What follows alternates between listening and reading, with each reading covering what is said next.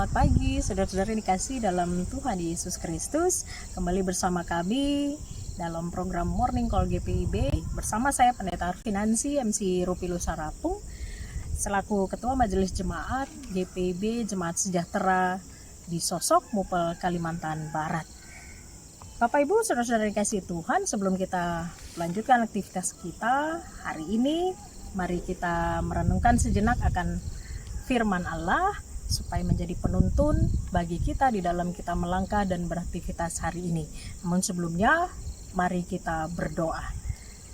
Bapa di dalam kerajaan sorga, saat ini sebelum kami melanjutkan segala aktivitas kami akan merenungkan akan firman Tuhan.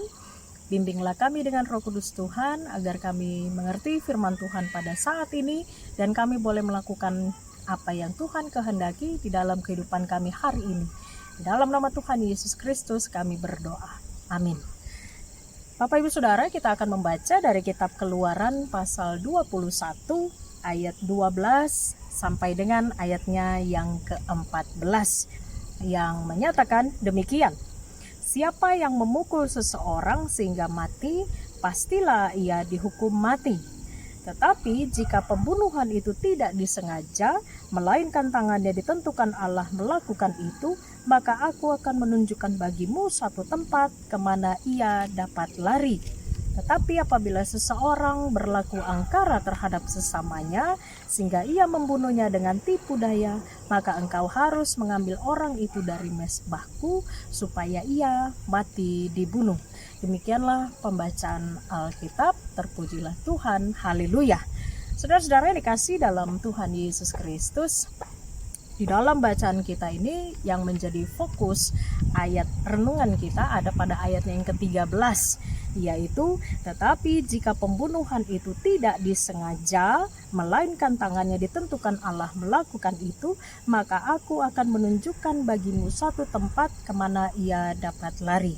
Saudara-saudaraku, firman Tuhan ini mau mengajarkan kepada kita semua, dan secara khusus dalam teks kita ini, Allah ingin mengajarkan kepada umatnya Israel agar di dalam kehidupan mereka jalani, melakukan segala sesuatu apa yang menjadi bagian mereka, dan tidak melakukan apa yang bukan menjadi otoritas mereka di dalam kehidupannya.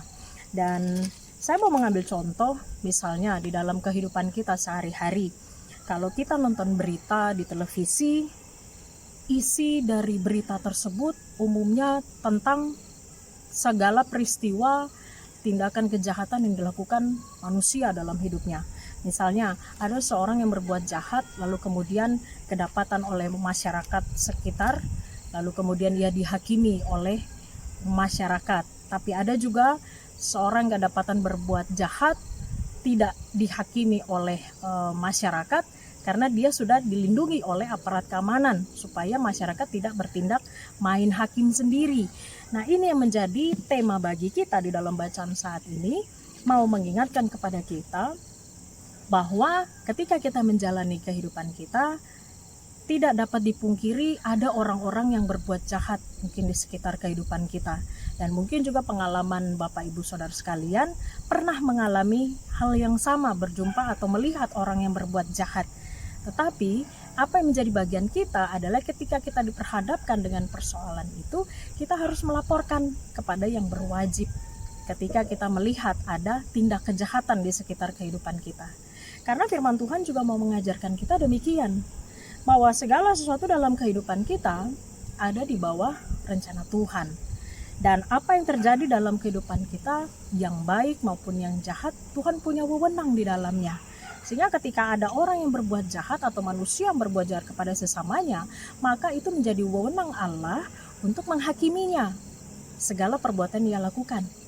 Dan bukan menjadi bagian kita untuk kita menghakimi sesama kita.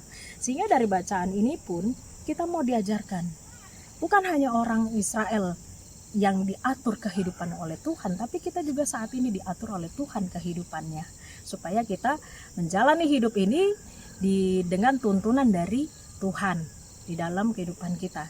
Sama seperti Bapak Ibu saat ini nanti akan melanjutkan aktivitas Bapak Ibu, pekerjaan Bapak Ibu, maka jalani itu sebelumnya dengan meminta hikmat dari Tuhan, supaya ketika kita beraktivitas, kita melakukan segala sesuatunya, kita ada dalam kendali Tuhan, tidak melakukan segala sesuatu yang dengan gegabah atau hal-hal yang tidak baik dalam kehidupan kita.